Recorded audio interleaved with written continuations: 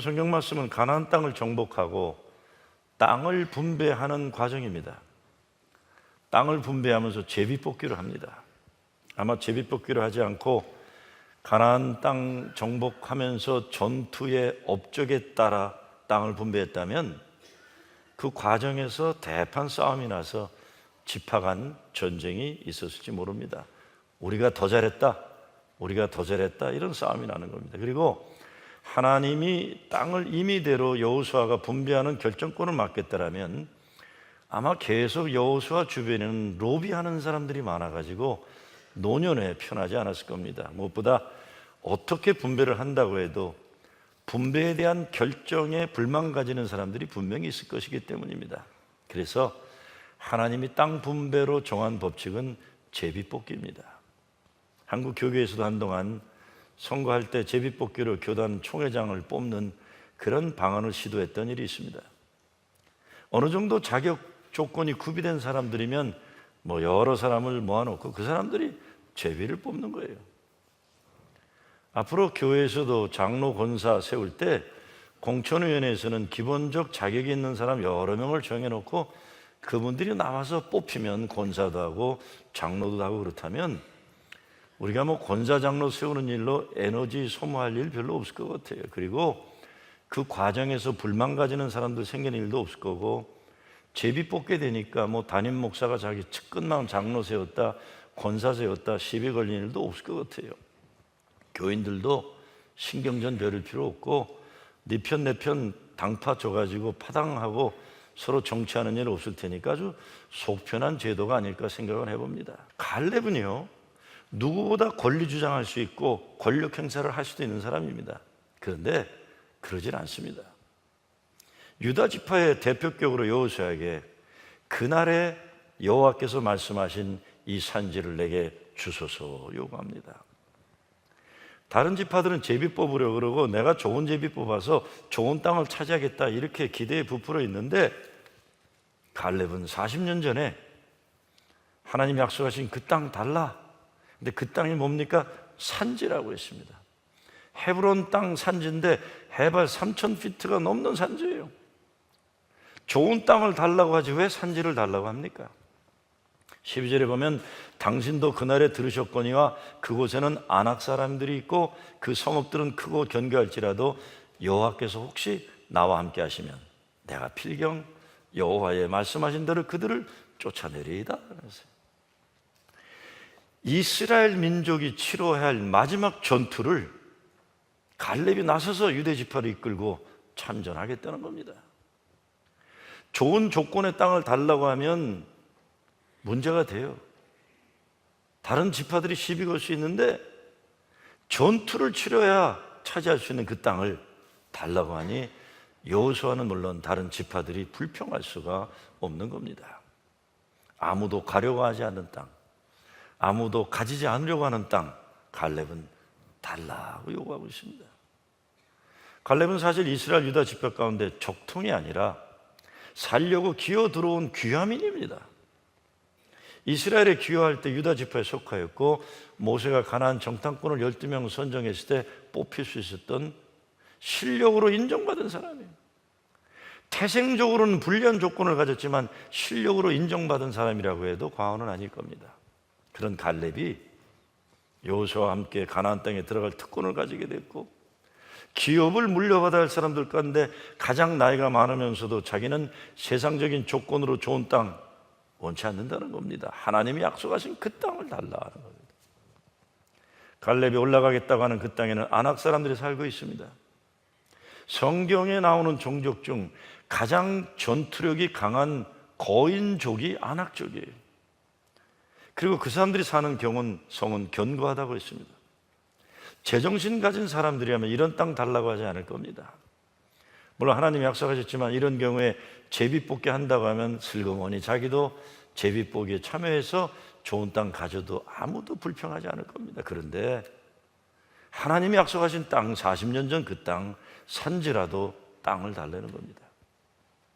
정탐꾼 출신입니다. 그러니까 어느 땅이 좋은지 잘 알 거예요. 그런데 좋은 땅을 달라는 것이 아니라 하나님이 약속하신 저 산지를 달라는 겁니다.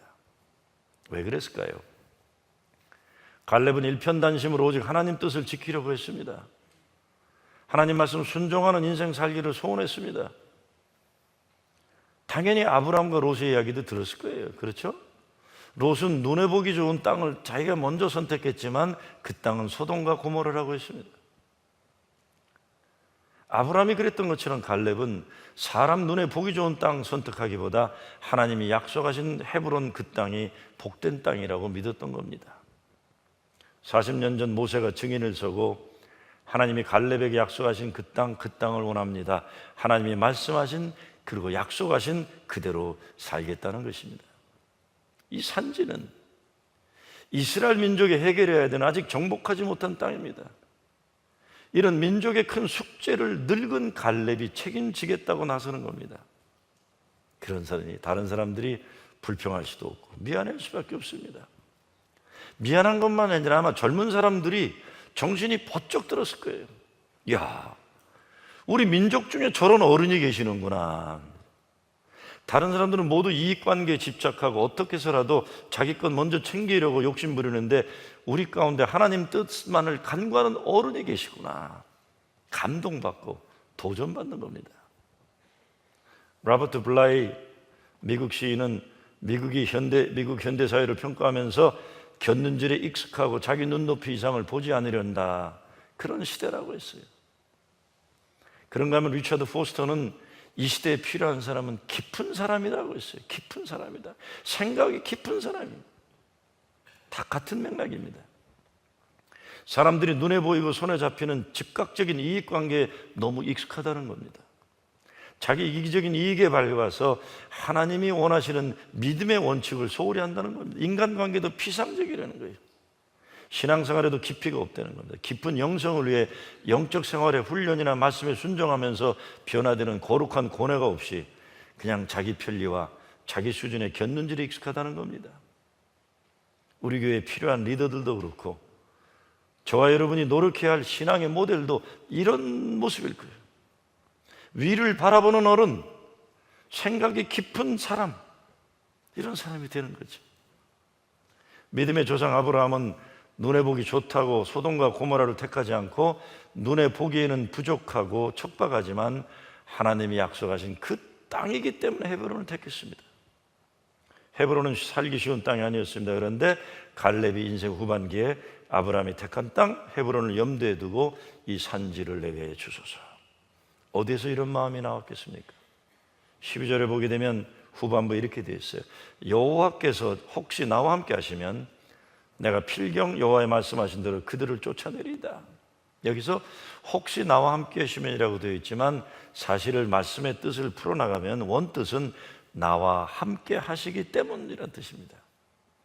여호와 하나님이 나와 함께 하시기 때문에 이전에도 함께 하신 하나님이 지금도 나와 함께 하시니 내게 산지를 달라는 믿음의 소리입니다.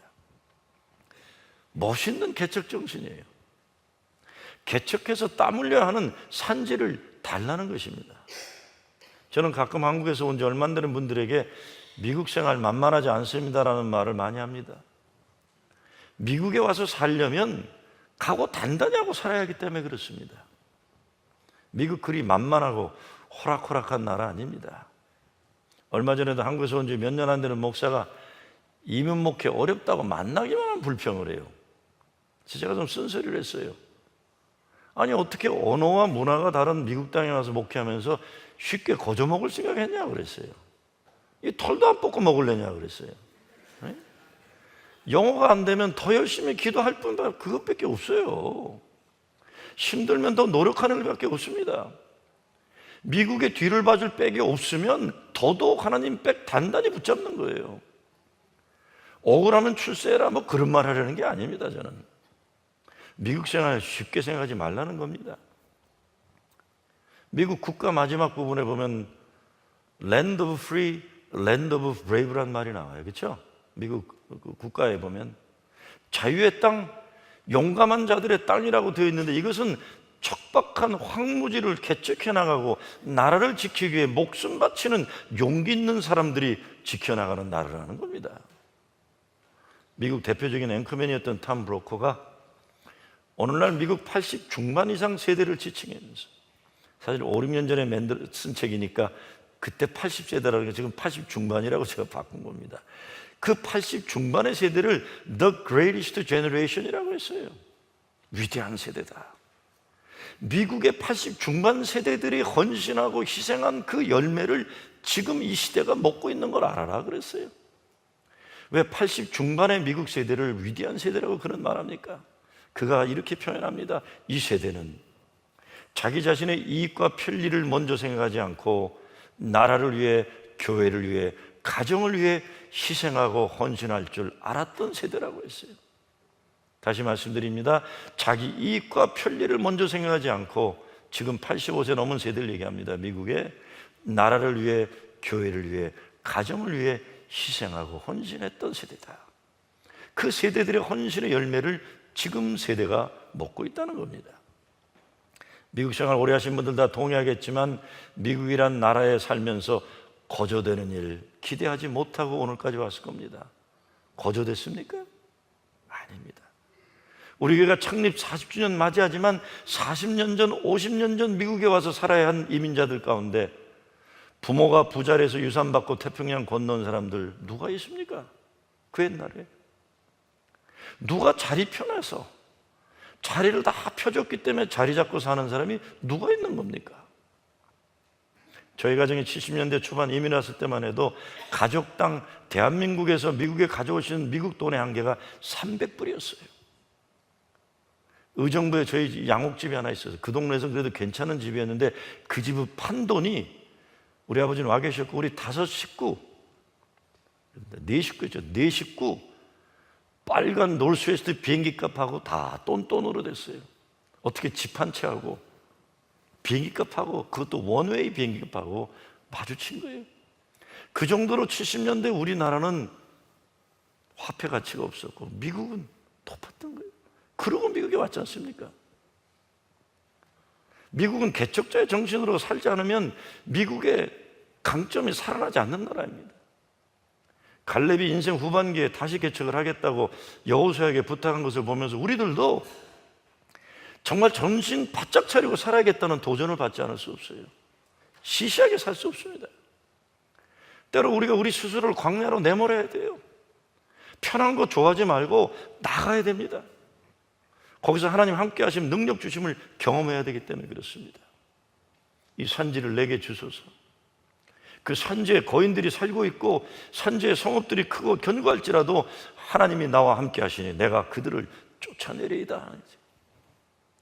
갈렙은 자기가 먼저 나서서 어려운 개척의 땅을 원했습니다. 하나님이 함께 하시면 된다는 믿음으로 다시 시작하겠다는 겁니다.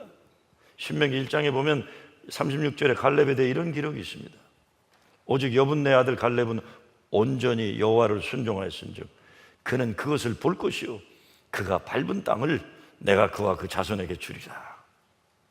온전히 여호와를 순종하였던 갈렙에게 하나님이 그의 비전을 축복하시고 그의 개척할 땅을 그와 그 자손에게 주시리라는 약속입니다.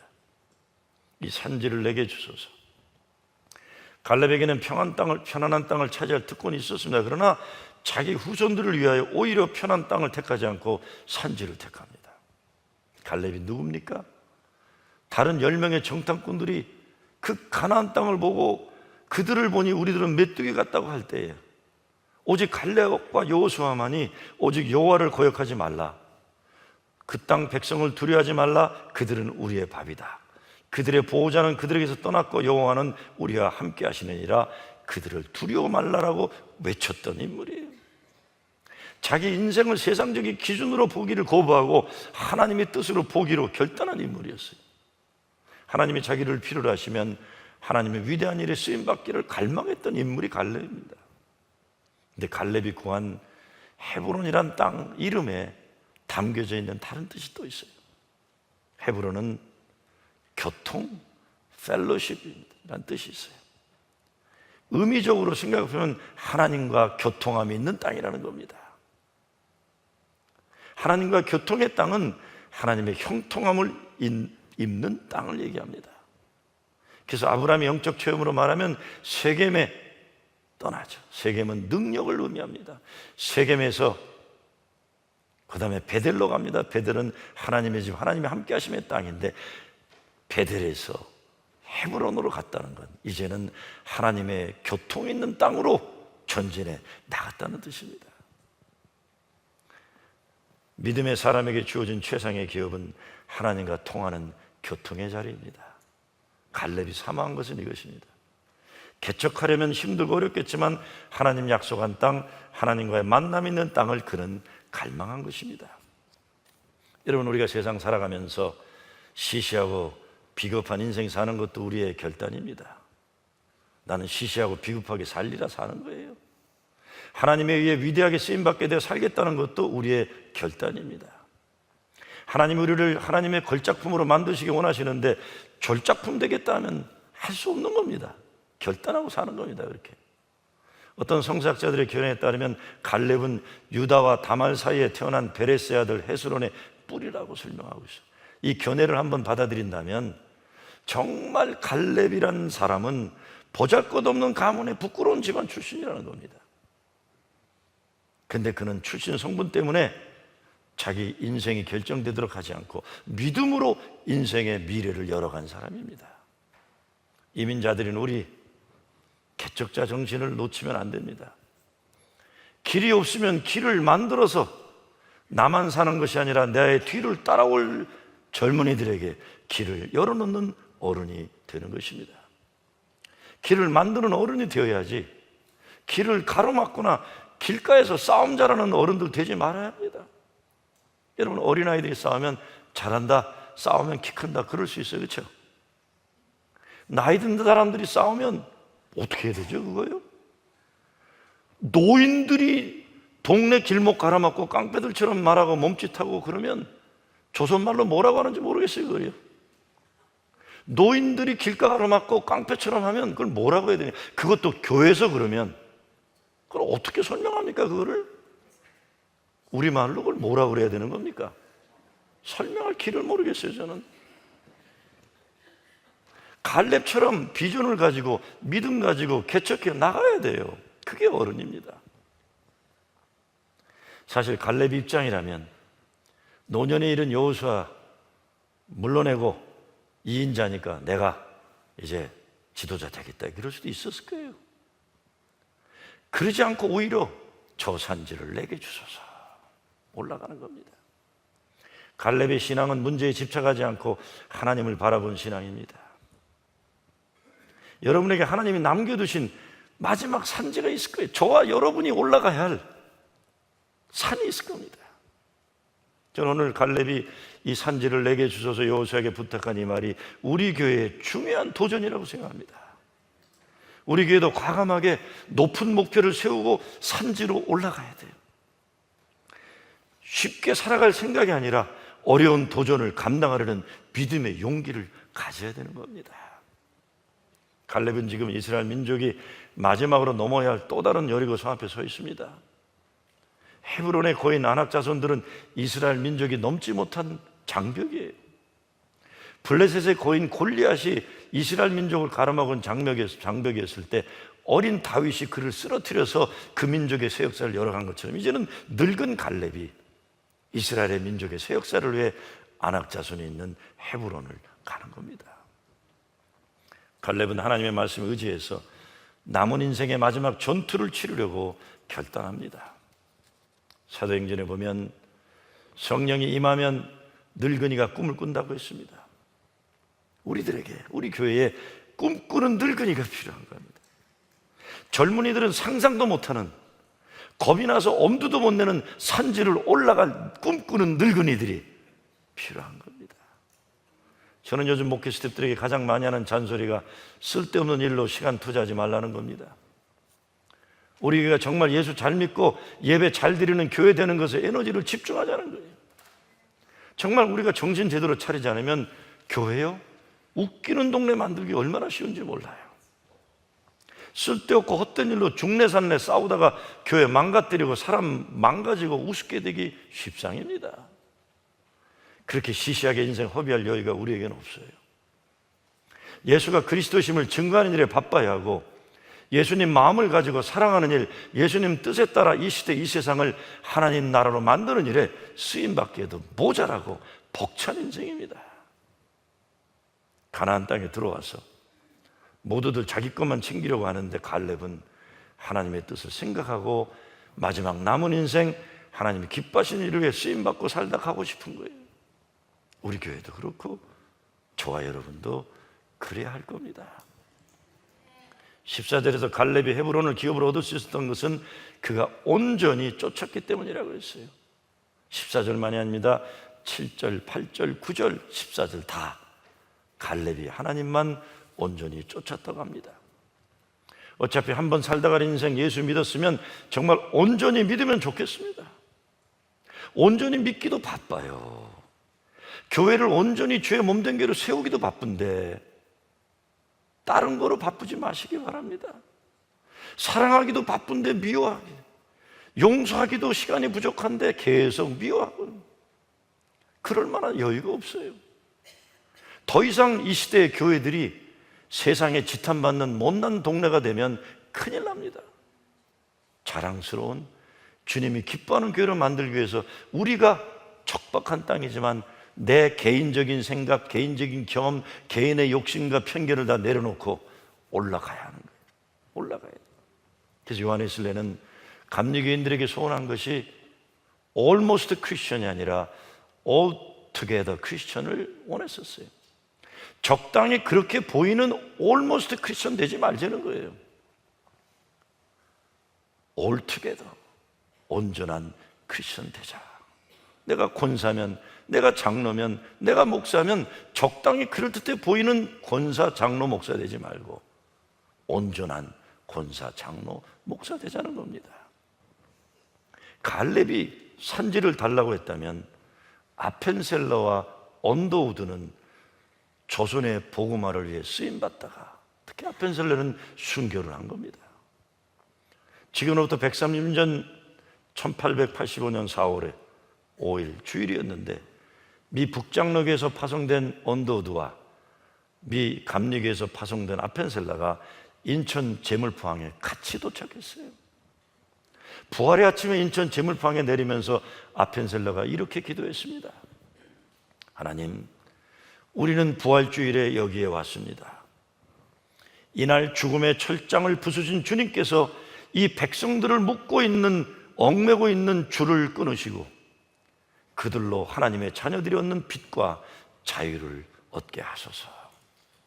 그 아펜셀러의 기도를 하나님이 응답하신 겁니다. 그날 같이 조선 땅에 발을 내린 언더우드의 유명한 기도,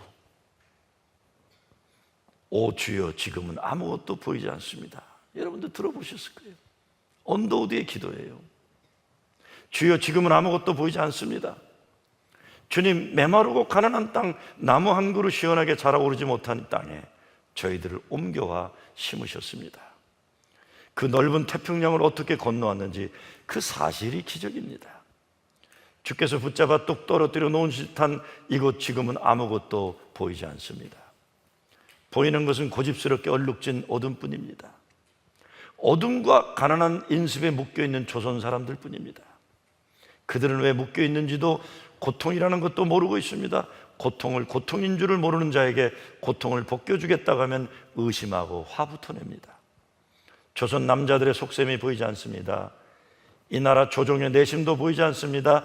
가마를 타고 다니는 여자들을 영영 볼 기회가 없으면 어쩌합니까? 조선의 마음이 보이지 않습니다. 그리고 저희가 해야 할 일이 보이질 않습니다. 그러나 주님 순종하겠습니다. 겸손하게 순종할 때 주께서 일을 시작하시고 그 하시는 일을 우리들의 영적인 눈이 볼 수 있는 날이 있을 줄 믿나이다. 믿음은 바라는 것들의 실상이요 보지 못하는 것들의 증거니라고 하신 말씀을 따라 조선의 믿음의 앞날을 볼 수 있게 될 것을 믿습니다. 지금은 우리가 황무지 위에 맨손으로 서 있는 것 같사오나, 지금은 우리가 서양 귀신 양귀자라고 손가락질 받고 있사오나, 저희들이 우리의 영혼과 하나인 것을 깨닫고 하늘나라의 한 백성 한 자녀임을 알고 눈물로 기뻐할 날이 있음을 믿나이다. 지금은 예배드릴 예배당도 없고 학교도 없고 그저 경계의 의심과 멸시와 천대함이 가득한 곳이지만 이곳이 머지않아 은총의 땅이 되리라는 것을 믿습니다. 주여 오직 제 믿음을 붙잡아 주소서. 이것이 언더우드의 기도예요. 올해 이화여자대학도 이 130주년을 한다고 그러죠. 연세대학교 캠퍼스 올라가 보세요. 맨 끝에 올라가면 언더우드 동상이 세워져 있는 거예요. 그러나 시작할 때 아펜셀러 언더우드는 아무것도 보이지 않는다고 했습니다. 하나님의 위대한 역사를 이루어 주신 것이죠. 저와 여러분이 올라가야 할 산지가 있습니다. 우리가 감당해야 하는 전도와 선교의 사명이 있고, 사랑해야 될 사람들이 있고, 지켜내야 할 가정이 있고, 지켜야 할 교회가 있습니다. 하나님은 갈렙의 온전한 변함없는 믿음과 그의 개척 정신을 축복하셨습니다. 결단해야 됩니다. 우리는 어떤 인생을 살아갈 것이고, 어떤 열매를 맺을 것이고, 어떤 꿈을 가지고 살아갈 것인가. 우리는 프러싱 제일교회를 40주년 맞이하면서 어떤 교회로 세우기 원하시는가 결단하셔야 됩니다.